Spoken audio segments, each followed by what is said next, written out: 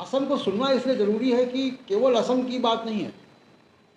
जो असम के लोगों ने 4 साल तक कागज़ इकट्ठा किए, अब वो काम बिहार कर रहा है 1 महीने के अंदर। तो अगर असम को सुना गया होता तो बिहार में आज ये स्थिति नहीं होती। इसलिए असम को सुनना आवश्यक है। मैं असम 2-3 बार गया हूँ और अभी जब एनआरसी के बाद गया हूँ, फैक्ट फाइंडिंग में गया हूँ। नदीम साहब हम लोग साथ में थे और हम लोगों ने असम की आवाज़ को बाहर लाना क्यों ज़रूरी है। दिल्ली के मीडिया को या दिल्ली की सिविल सोसाइटी को या बहुत सारे लोगों को फॉरेनर्स ट्रिब्यूनल कैसे काम कर रहा है, कितना आर्बिट्रेरी है, कितना एक तरफा है, वो डेटा हम लोगों की फैक्ट फाइंडिंग में आया जब प्रेस क्लब ऑफ इंडिया हम लोगों ने उसको जारी किया। और उसमें हम लोगों ने कई एग्जाम्पल डॉक्यूमेंट्स के साथ एविडेंस दिए कि कैसे फॉरेनर्स ट्रिब्यूनल जो है, उनके जो जजेस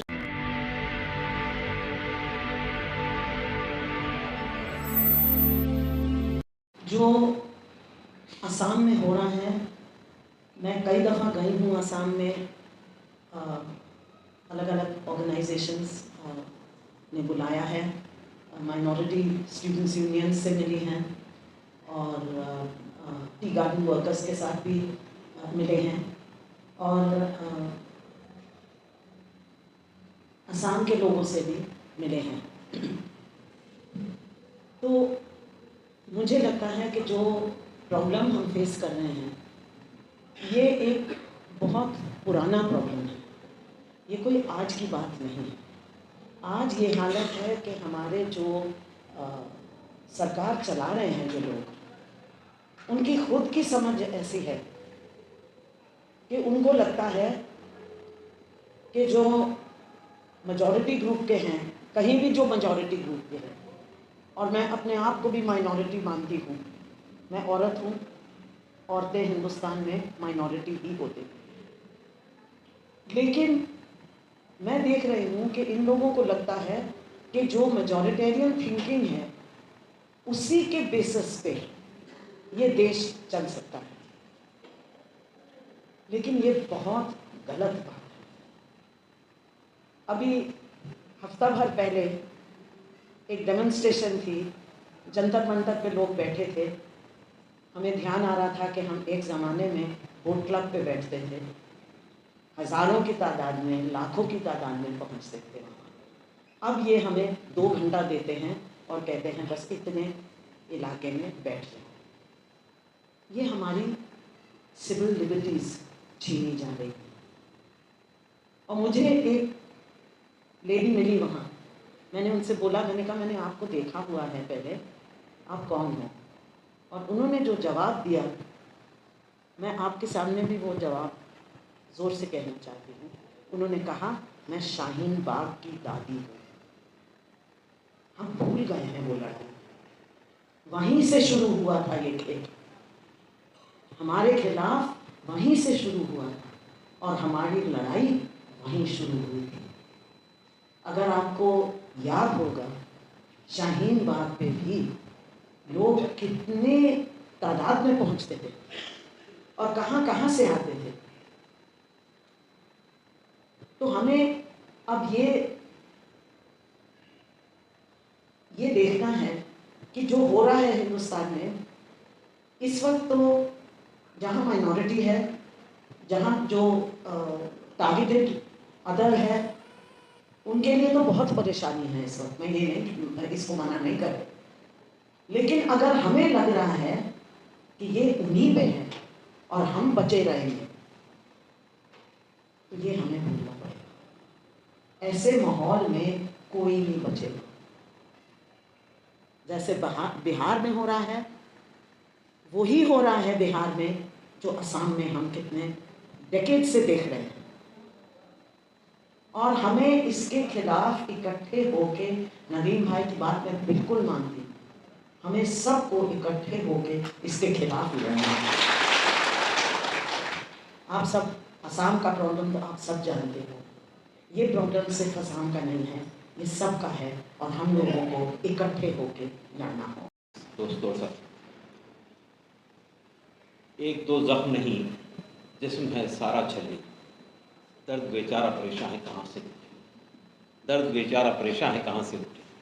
आसाम का मामला इतना दर्दनाक है, इतना तवील है और इतने उसके अंदर पेच दर पेच हैं कि अगर उस पर गुफ्तगू की जाए तो शायद 1 घंटा भी ना काफ़ी।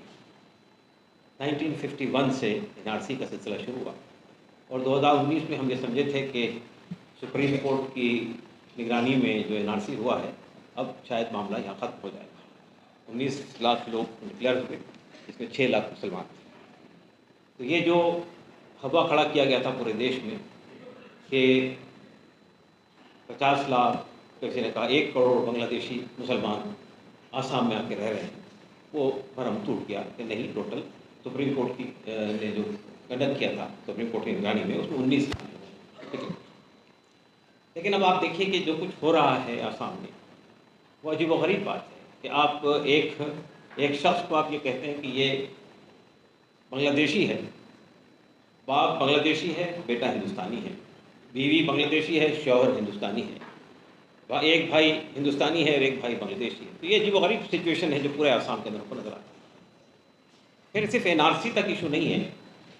देखिए, हर साल ब्रह्मपुत्रा में सैलाब आता है और सैलाब से बहुत सारे लोग इधर उधर हो जाते हैं, उनका पूरा सामान ख़त्म हो जाता है, डॉक्यूमेंटेशन ख़त्म हो जाता है। उनके लिए अब ये दुश्वार है ये साबित करना कि वो हिंदुस्तानी शहरी है।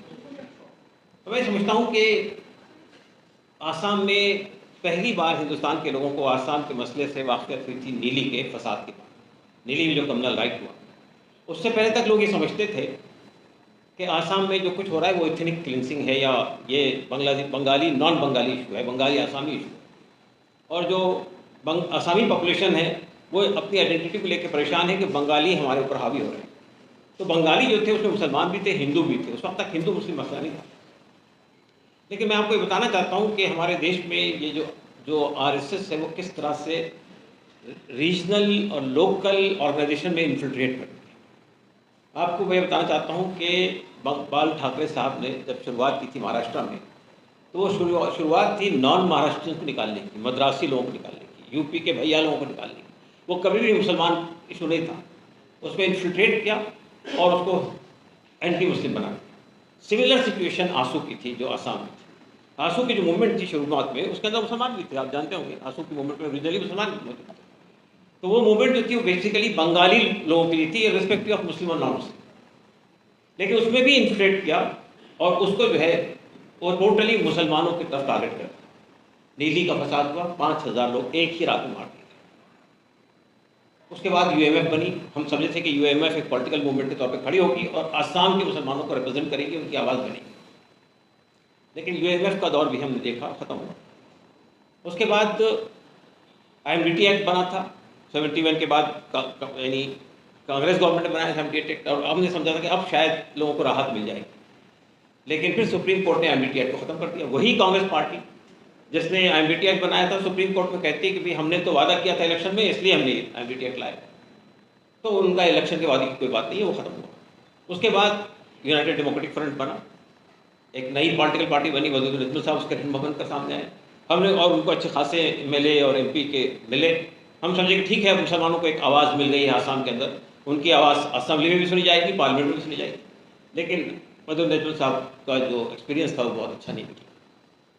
अब मैं समझता हूँ कि आसाम में इस वक्त जो कोशिश हो रही है आंसू की शक्ल में, ये मैं समझता हूँ कि एक रियल कोशिश है जिसमें यूथ और स्टूडेंट शामिल है। ये एक तरह से नॉन पॉलिटिकल माना है कि presently they are not contesting election, क्या होगा फ्यूचर में वी डोंट नो। लेकिन ये जो ग्रास रूट मूवमेंट है, अगर आप एक सिविल मूवमेंट लॉन्च करने में कामयाब हो जाएंगे तो हमें यकीन है कि आज तो कल बहरहाल आपका मसला हल है। कोशिश तो आपको ही करनी पड़ेगी। हम और आप साथ दे सकते हैं।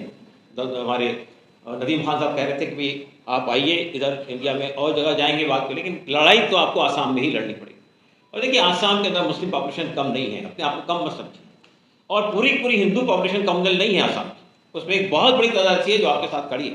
तो आप एक यूनाइटेड फ्रंट बनाइए जिसमें वहाँ की जो हिंदू सिविल सोसाइटी के लोग हैं और मुस्लिम लोग हैं, उन सबको मिलाकर एक मूवमेंट लॉन्च कीजिए। और हमें यकीन है कि भाई देखिए 34% या ऑफिशियली 34%, अनऑफिशियली 40% पॉपुलेशन कम नहीं होती है किसी भी।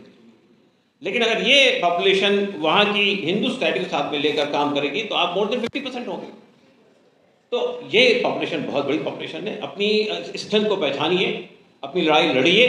बाकी लोग तो आपके साथ आएंगे, लेकिन असल लड़ाई आपको ही लड़नी होगी। मुझे यकीन है कि जिस तरह आप इस वक्त चल रहे हैं, विल आखिर यू विल विन। बोलने वाले लोग असम के नहीं हैं।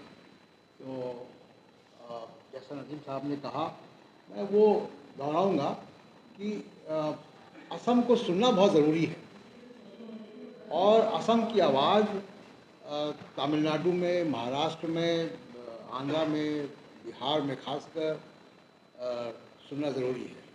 तो उनको आप बताएं जाके कि आपकी समस्याएं क्या हैं, और इतने पैसे भी मत खर्च करें। छोटे छोटे पहले राउंड में कुछ पत्रकार और प्रोफेसर और इन्फ्लुएंसर्स को बुलाएं, और फिर एक बड़े प्रोग्राम भी रखें उन लोगों की मदद से।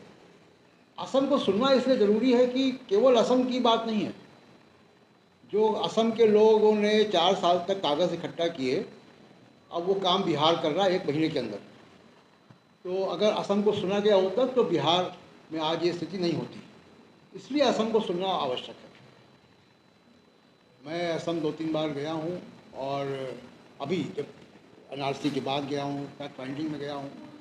नदीम साहब हम लोग साथ में थे, और हम लोगों ने असम की आवाज़ को बाहर लाना क्यों ज़रूरी है, दिल्ली के मीडिया को या दिल्ली के सिविल सोसाइटी को या बहुत सारे लोगों को, फॉरेनर्स ट्रिब्यूनल कैसे काम कर रहा है, कितना आर्बिट्रेरी है, कितना एक तरफा है, वो डेटा हम लोगों की फैक्ट फाइंडिंग में आया जब प्रेस क्लब ऑफ इंडिया में हमने उसको जारी किया। और उसमें हम लोगों ने कई एग्जाम्पल डॉक्यूमेंट्स के साथ एविडेंस दिए कि कैसे फॉरेनर्स ट्रिब्यूनल जो है, उनके जो जजेस होते हैं, जो जुडिशल ऑफिसर्स होते हैं, वो कॉन्टेक्चुअल होते हैं, और जो ज़्यादा फॉरेनर्स को डिक्लेयर कर रहा है उसको तो एक्सटेंशन मिल रहा है, और जो तमाम सारे एप्लीकेंट्स को या डिफेंडेंट्स को कह रहा है कि भारतीय नागरिक हैं, उनको एक्सटेंशन नहीं मिल रहा था।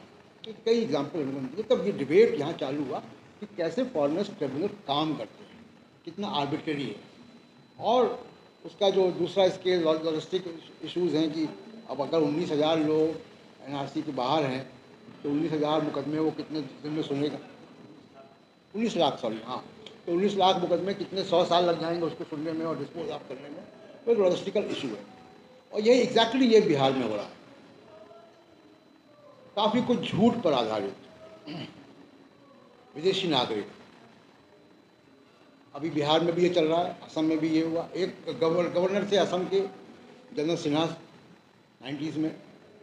उन्होंने कहा कि इतने 1000 लोग रोज़ बांग्लादेश से आते हैं। आज अगर उसकी गिनती की जाए तो बांग्लादेश की जनसंख्या 4 बार खाली हो चुकी होती है। ये पूरा झूठ पर आधारित है। बिहार में या अभी विदेशी नागरिक का एक मामला आ रहा है। पार्लियामेंट में इलेक्शन कमीशन का जवाब है, मिनिस्ट्री ऑफ लॉ ने दिया है कि 2016, 2017, 2019 में उनके इलेक्टोरल रोल में विदेशी नहीं थे। इलेक्शन कमीशन पूरे देश के इलेक्टोरल रोल में, और उनके पास मात्र 3 कंप्लेंट 2018 में आई थी। एक तेलंगाना से, एक कंप्लेंट वेस्ट बंगाल से, और एक गुजरात से। सिर्फ 3 विदेशी नागरिकों की कंप्लेंट इलेक्शन कमीशन के पास आई थी। वो डिस्पोज ऑफ हुई कि नहीं हुई नहीं पता, और उसको लेकर पूरा असम में हंगामा है, पूरा बिहार अभी सब अपना काम धाम छोड़ के बाढ़ के बीच में वो कागज़ इकट्ठा कर रहे हैं। मैं धालपुर गया था, इतना अमानवीय जब वहाँ पे इविक्शन हुआ और बुलडोजर चले। रात के 8 बजे 9 बजे नोटिस दिए गए इविक्शन के। आप लोगों को मालूम होगा, आप लोग तो वहाँ से ही हो। और सबको दिए भी नहीं गए, एक बंच किसी एक को दे दिया गया कि आप बांट देना, रात के 10 बजे, और सुबह बुलडोज़र आ गए। मतलब आप रात भर में आप अपना वकील भी तय कर रहे हैं, स्टे ऑर्डर भी ले आए, और बहुत से लोग वहाँ पे बहुत बरसों से उनके पास कागज़ थे, बैनामा थे, तमाम सारी चीज़ें थी, वो सब थे। और इविक्शन के बाद उनको कहाँ किसी खेत में बेचारे अपना सामान लेकर, घरेलू सामान, और कोई मेडिकल फैसिलिटीज़ नहीं, कोई खाने का इंतज़ाम नहीं। मुझे कई वहाँ पे आमसू के कई वॉलंटियर्स मिले जो कि मदद कर रहे थे। स्कूल भी गिरा दिया, मेडिकल डिस्पेंसरी भी गिरा दी, सब कुछ गिरा दिया। अपने ही देश में अगर अपने नागरिकों के साथ ये हो रहा है और देश के दूसरे हिस्सों में अगर आवाज़ नहीं है, शोर नहीं है, उसके खिलाफ बातें नहीं हो रही हैं, तो इससे हौसला बढ़ता है। असम में इस वक्त, जैसे नदीम साहब कह रहे थे और आप सब लोगों को मालूम है, हम लोग देख रहे हैं कि रूल ऑफ लॉ नहीं है, कॉन्स्टिट्यूशनल स्कीम से सरकार नहीं चल रही है वहाँ पे। वहाँ का मुख्यमंत्री खुद ऐसी भाषा बोलता है और इस तरीके की बातें कहता है जो कि बहुत ही अनसिविलाइज्ड और कॉन्स्टिट्यूशनल फ्रेमवर्क में नहीं है। भारत का संविधान अपने प्रस्तावना में, अपनी प्रियम्बल में कहता है, dignity of the individual is important for integrity and unity of the country. Dignity of the individual, ये डिग्निटी है कि आप रात में बगैर नोटिस दिए मकान गिरा देंगे किसी का? न बिजली, न पानी, न हेल्थ सर्विसेज, न स्कूल। और ये लगातार हो रहा है, सब तब से रुका नहीं है, उसके पहले से हो रहा है, अभी भी हो रहा है। सिटीजनशिप की डिबेट जब चली है संविधान में, हम सब वाकिफ हैं उससे, हमने बहुत लिबरल सिटीजनशिप का दायरा बनाया। आर्टिकल 21 तो नॉन सिटीजन पे भी अप्लाई होता है। हमारे भी जज साहब है, वो बताएंगे जब कि वो तो नॉन सिटीजन पे भी अप्लाई होता है। Whomsoever living in the land, in this land, उसकी भी डिग्निटी इंश्योर करता है भारत का संविधान। तो इसलिए असम की आवाज़ बाहर उठना बहुत ज़रूरी है। असम की, वरना ये बिहार में जो आज हम देख रहे हैं, कल उत्तर प्रदेश में होगा, आंध्र प्रदेश में होगा, महाराष्ट्र में होगा। और ये वही हो रहा है जो असम में एनआरसी हुआ, वही एनआरसी इस वक्त बिहार में हो रहा है। तो हम लोग को दो तीन चीज़ें जो राष्ट्रीय स्तर पे, एक तो आप लोगों का जो मैंने बता ही दिया कि आप लोगों को अपनी आवाज़ बाहर सुनानी पड़ेगी और एक बड़ा आपको समर्थक वर्ग तैयार करना पड़ेगा पूरे भारत में। और दूसरा, सब कुछ हो रहा है देखिए वोट बैंक की पॉलिटिक्स के लिए, पॉलिटिक्स ऑफ हेट, और ये जो हेट फैलाने वाला मीडिया, इन दो समस्याओं का सलूशन हम लोगों को निकालना है नेशनल लेवल पर।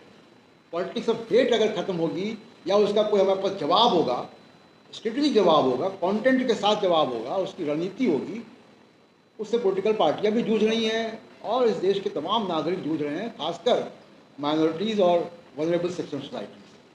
तो पॉलिटिक्स ऑफ हेट और ये हेट फैलाने वाला मीडिया, इन दो का इलाज जो है हम लोगों को ढूंढना होगा। बहुत बहुत शुक्रिया। और भी लोग बोले